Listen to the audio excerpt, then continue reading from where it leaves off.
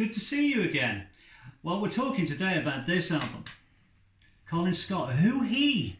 I hear you say. Well, he's a singer-songwriter, and this album was made in 1971 for United Artists. But more importantly, and the songs are great, I must say, they're really, really good.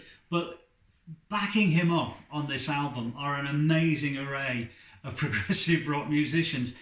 Robert Fripp from King Crimson, Peter Gabriel and Phil Collins from Genesis, Peter Hamill from Van der Graaf Generator, Guy Evans from Van der Graaf Generator, and John Anderson, Linda Hoyle. There's so many great names on this particular album as a supporting cast, essentially.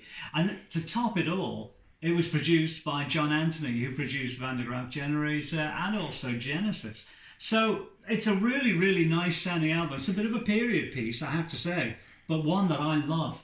And I think you'll like it too. There's some contemporary cuttings and posters and things like that. And because, as ever, Esoteric do a wonderful job of repackaging these things. As you can see here, there's some bonus tracks as well. And it's one of these albums that I used to see in the cut-out bins a lot in second-hand shops in the 70s. And at the time, I remember looking at the credits at the time thinking, why is this album in the cut-out bin? Because Collins does a great job here. He's written some wonderful songs. It's beautifully produced. And of course, well, the supporting cast of musicians speaks for themselves. It's out through Esoteric, which is, of course, distributed via Cherry Red. Now, if you go to the Cherry Red website, which is cherryred.co.uk, the address is running across the bottom of the screen as I speak, you will find the homepage, put into the search box Colin Scot, and this will turn up and it'll give you a whole lot more information about the album. It was recorded in early 1971, came out later that year. And like I said, all of those people involved, they were kind of at the start of their really big careers. We've got members of Lindisfarne as well. In other words, I get the feeling that John Anthony put together the supporting cast here, because these are all people that he worked with on Charisma.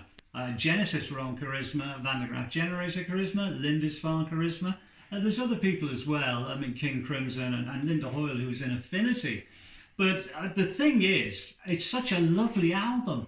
And I'm finding it hard to understand why it really kind of didn't click at the time, because it was well within the sort of remit of what was going on musically at the time.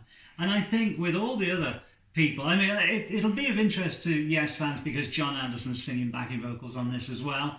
But, you know, I think there's a very, very strong prog element to this album, and one that I think you would certainly enjoy hearing. So go to the website cherryred.co.uk, put in Colin Scot into the search item, buy the album from Cherry Red.